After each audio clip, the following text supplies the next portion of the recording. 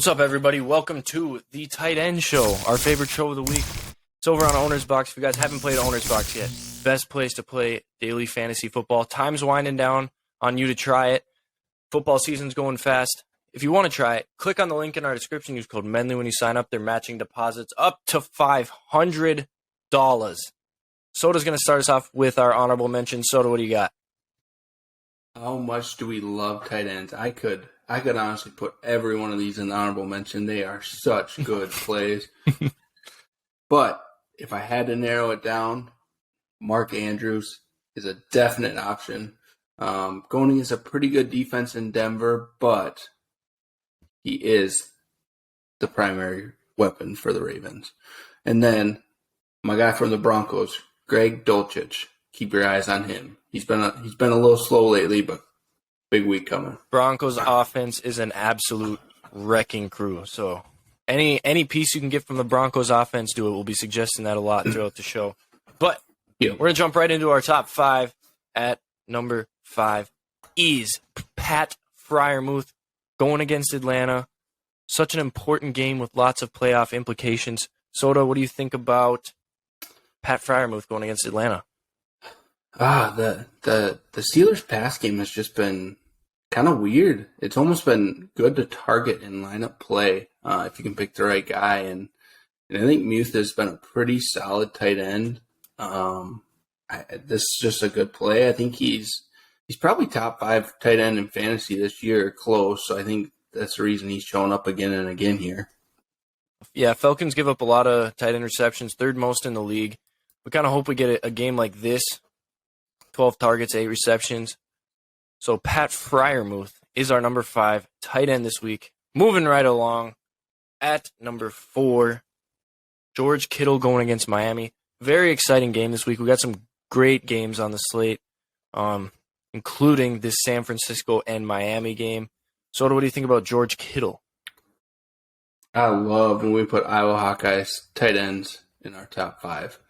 George Kittle, obviously a very slow week last week, and he's had just up and downs. Like you can see on the chart there, he's had some big weeks, and then he comes back with hardly anything.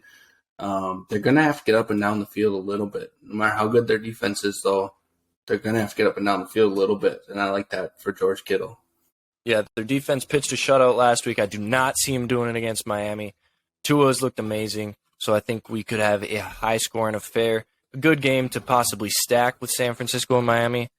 But we'll move on to number 3. Staying in California, we got Los Angeles Chargers tight end going against the Vegas Raiders. We got Gerald Everett. I like Gerald Everett this week. The Raiders give up they're ranked 30th against tight ends in the red zone, which I love targeting the red zone when it comes to tight ends. Soda, what do you think about Gerald Everett? I do like this play a lot. I was kind of done with him for a while when he took himself out on the goal line when he had a chance to score a touchdown and he asked to be taken out. But he's kind of been growing on me lately, and I think this is a great play. I think you said Mike Williams is out too. He was practicing on the sideline today. He wasn't going full practice, and it's a Thursday, so I assume he won't be playing this week. Yeah. But even if he does, Everett is just a solid tight end play for a team that's going to throw the ball 35 times. Yeah, and pretty cheap guy. Las Vegas starting to come around, so we could see a decently high-scoring affair there, too. We'll move on to number 2, and it's a guy, ever since the trade, he has been roaming our top 3 every single week, and it's T.J. Hawkinson going against the New York Jets. Soda, thoughts on Hawkinson? Another Hawkeyes guy. I love it. We got 2 in the line, 2 in the top 5 this week. Next week we might throw Noah Fant in there. But, wow, Hawkinson's career has just been rejuvenated by that trade. He looks like, I'm going to go on a limb, he might be better than Kelce. All right, I won't go that far. Better than Kelce. What a great play, though. He's just, he's just been solid. Washington was his first game, right? With the Vikes? Correct. Well, over 8 targets a game since joining the Vikes. 5 plus red zone targets already. Since he joined the Vikes, he has just been insane. Love him in the red zone. Kirk seems to trust him a lot.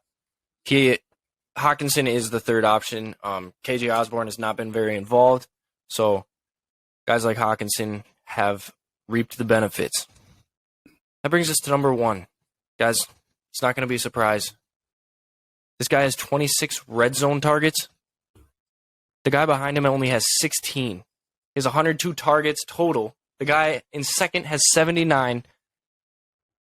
And Travis Kelce has 21 more receptions than the second best tight end, which is Mark Andrews. Travis Kelce is in a league of his own when it comes to the tight end position. Soda, what do you think about Kelce this week?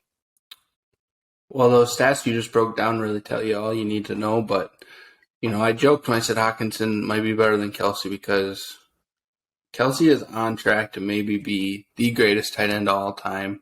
And he is the clear favorite. I love that the Chiefs don't really have a number 1 receiver because that just puts Kelce in that role, in that spot over and over again. Targets, red zone, everything for this guy.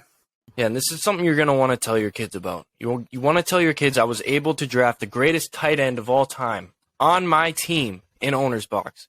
Even though he cost $6,800, it was worth every damn penny.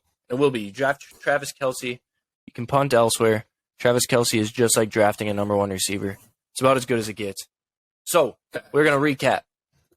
Number 5, Pat Freiermuth. Number 4, George Kittle. Number 3, Gerald Everett.